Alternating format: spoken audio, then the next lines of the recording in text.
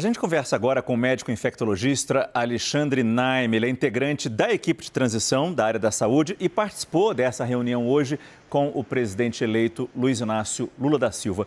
Doutor Alexandre, muito obrigado pela sua presença, muito obrigado mesmo para ajudar a gente neste momento tão difícil de transição, tão delicado. Como é que está essa situação e como é que a gente joga para frente? Então, a primeira pergunta, eu acho que de todos esses temas vistos aí na reportagem, levantados pelo presidente eleito e também certamente por vocês, a questão da vacinação. Assim como a gente tem, por causa de tantas suspeitas e dúvidas levantadas sobre as urnas eletrônicas, a gente tem um monte de gente questionando esse sistema eletrônico de votação que há 25 anos é usado nesse país e nunca tem uma prova, nunca houve um registro sequer de problema comprovado. Da mesma forma que algumas pessoas começam a questionar a urna, tem muita gente hoje questionando a vacina, coisa que nunca aconteceu neste país tão acostumado a campanhas de vacinação, o quê?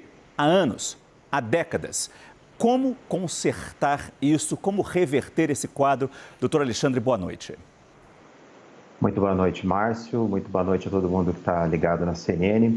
Hoje foi realmente para nós da ciência, para nós que cuidamos da medicina no Brasil durante todo esse período da pandemia Covid, um momento, um encontro de muito otimismo. Porque foi um momento em que nós fomos ouvidos. O que mais aconteceu durante a pandemia Covid-19, durante os últimos anos, foi uma completa surdez em relação ao discurso científico, às boas práticas em medicina, apologias a tratamentos que não tinham eficácia, como você muito bem colocou, ataques contra a vacina. E nós, de sociedades médicas, eu represento a Sociedade Brasileira de Infectologia, estava ajudando o grupo técnico da transição em relação à saúde, nós pudemos primeiro mostrar um diagnóstico do atual cenário da pandemia Covid, também da hesitação vacinal. Não é só a hesitação vacinal contra a vacina Covid que existe. Nós temos índices, Márcio, de vacinação contra sarampo em torno de 70%, que é muito baixo. A OMS acabou de declarar o sarampo como uma doença de altíssima chance de recirculação. Poliomielite é a mesma coisa. E nos trouxe muito otimismo já na primeira fala do presidente eleito Lula, a questão de um compromisso de logo nos primeiros dias de fazer um novo olhar, reforçar a questão da vacinação com a população, ou seja, reconquistar a confiança que foi muito atacada durante esses anos da pandemia. A Thais Arbex, nossa analista de política lá de Brasília, tem uma pergunta para o senhor, doutor, por favor. Boa noite, doutor. Doutor, o que a gente tem visto agora, diante do aumento de casos da Covid, é uma discussão a respeito da nova vacina, né? A chamada vacina bivalente. E há também uma discussão sobre a falta de quantidade suficiente de vacina, principalmente para os bebês, para as crianças menores. Isso foi debatido de uma maneira mais explícita e quero aproveitar que o senhor é integrante do grupo de transição da saúde para saber como que está esse diálogo com o Ministério da Saúde. A gente tem uma perspectiva de compra dessas novas vacinas? Como que a gente vai ter um cenário de vacinação, especialmente em relação à Covid, no próximo ano?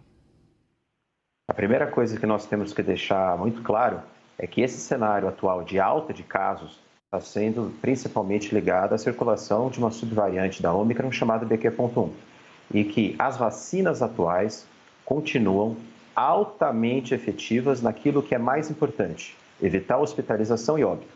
Por isso, nossa primeira recomendação ao governo de transição foi reforçar o discurso das doses de reforço para aquelas pessoas que são elegíveis a D3, para aquelas pessoas mais idosas a D4, para imunossuprimidos até a D5. Então, esse é o ponto principal, porque se a pessoa não tem reforço, ela pode adoecer mesmo e a óbito, causando superlotação do SUS. As vacinas bivalentes, como vocês bem sabem, a vacina bivalente da Pfizer foi aprovada no dia de ontem pela Anvisa e há, sim, um aditivo dentro de uma compra anterior, até mesmo da vacina da Pfizer, da atualização dessa base. O ministro atual, o Marcelo Queiroga, ele fez um tweet hoje dizendo que isso estava em andamento, que provavelmente em breve nós iríamos receber essa vacina atualizada bivalente. Mas quero reforçar, a vacina bivalente vai melhorar um pouco a eficácia, mas as atuais ainda são bastante efetivas naquilo que se propõe de redução de hospitalização e óbito. Mas o outro ponto que você tocou é fundamental. Estamos com falta de vacina para crianças. Então, realmente, o governo de transição está em contato com o Ministério da Saúde atual, justamente para entender esse quantitativo, porque realmente é uma armadilha para o próximo governo tentar fazer uma campanha de vacinação se nós não temos o estoque suficiente para que isso seja realizado. Felipe Moura Brasil, a pergunta é sua agora. Doutor Alexandre, prazer falar com o senhor, boa noite. O senhor citou o caso da poliomielite, o senhor citou agora também falta de vacinas para crianças. Mas qual é o quadro das doenças infantis que podem ou poderiam ser evitadas com a vacinação e que foram agravadas por essa desinformação sobre vacinas? Porque isso atinge os pais, né, que precisam levar os seus filhos para se vacinar. E qual é o plano para convencê-los a fazer isso? O principal plano, Felipe, é fazer com que o povo brasileiro volte a confiar no Programa Nacional de Imunização, personificado pela figura simpática do Zé Gotinha. Essa, aliás, foi uma importante discussão durante todas essas 3 horas de reunião.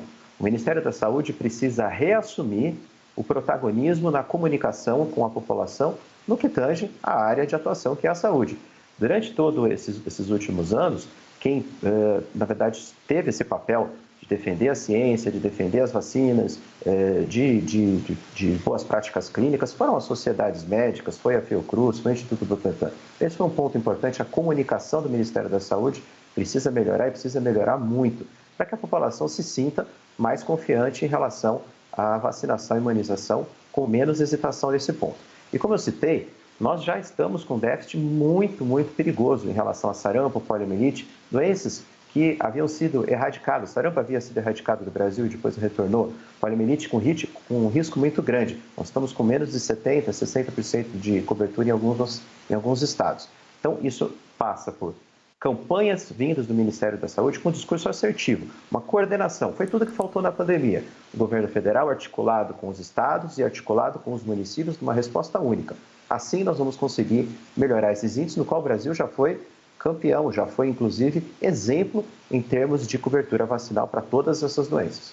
Thaís e Felipe nos trazem perguntas importantes sobre essa população, claro, fundamental para o crescimento do país, que são as crianças. Mas a gente sabe que, neste momento, o Brasil vive um desafio demográfico. A nossa população está envelhecendo. Nós não somos mais um país jovem, mas o nosso Sistema Único de Saúde, até que ponto ele está adaptado para atender uma população idosa cada vez maior e que cada vez, e que bom, vive mais. O que este novo governo, pode vir a implantar rapidamente, logo no começo, para atender melhor a essa população que só cresce no nosso país? Márcio, quando a gente fala do envelhecimento da população brasileira e todos os países que estão crescendo, estão enriquecendo, estão ficando mais desenvolvidos, isso é normal, a pirâmide de faixa etária ela vai se achatando, às vezes até ampliando. É necessário prevenção de comorbidades. Quais são as comorbidades mais frequentes que levam à hospitalização e óbito? Diabetes mellitus, infarto agudo do miocárdio, hipertensão arterial, obesidade. E tudo isso, a chave para tratar tudo isso é prevenção. Medicina primária, ou seja, melhorar a atenção primária.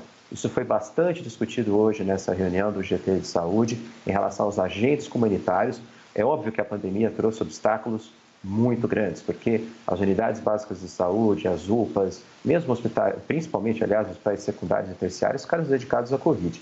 E tudo isso precisa se retomar, porque nós vamos viver uma verdadeira epidemia dessas doenças crônicas em termos de aumento de incidência, porque muito se descuidou da saúde para um olhar mais cuidadoso para a Covid-19. Isso foi bastante discutido, foi um ponto de atenção. Inúmeras associações que participaram, que cuidam da saúde coletiva ou da atenção primária, reforçaram esse ponto e isso vai estar no documento final que o presidente Lula mencionou como princípio importantíssimo para o próximo ministro da Saúde. Esse é o doutor Alexandre Naime, médico infectologista, que faz parte do grupo de trabalho da saúde. Eu tenho só mais uma pergunta para o senhor, doutor Alexandre. Eu pediria que o senhor fosse mais rápido, porque a gente tem alguns assuntos ainda para tratar no nosso programa. E isso foi destacado pelo presidente eleito. Saúde mental, ele falou dos autistas. Eu queria saber com o senhor, e até o senhor trouxe como a pandemia agravou certos quadros, inclusive de saúde mental. Como fazer esse tratamento e se o SUS já tem estrutura para atender essas pessoas com qualidade? Realmente, Márcio, nós tivemos durante a pandemia um agravamento de várias doenças que são bastante prevalentes na saúde mental em relação à população em geral, como transtorno de ansiedade generalizado, depressão leve ou depressão moderada.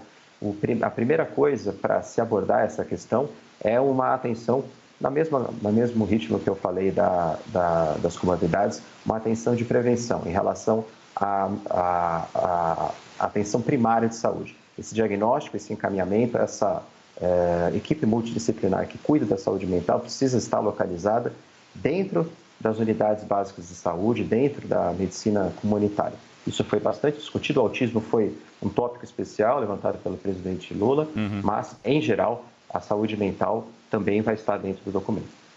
Alexandre Naime, médico infectologista, faz parte do grupo de transição nesse momento de mudança de governo. Muito obrigado pela sua presença com a gente nesta quinta-feira, por essa entrevista. Boa noite. Boa noite, Márcio, e todo mundo que está ligado na CNN. Obrigado pela oportunidade. Muito obrigado. Você vê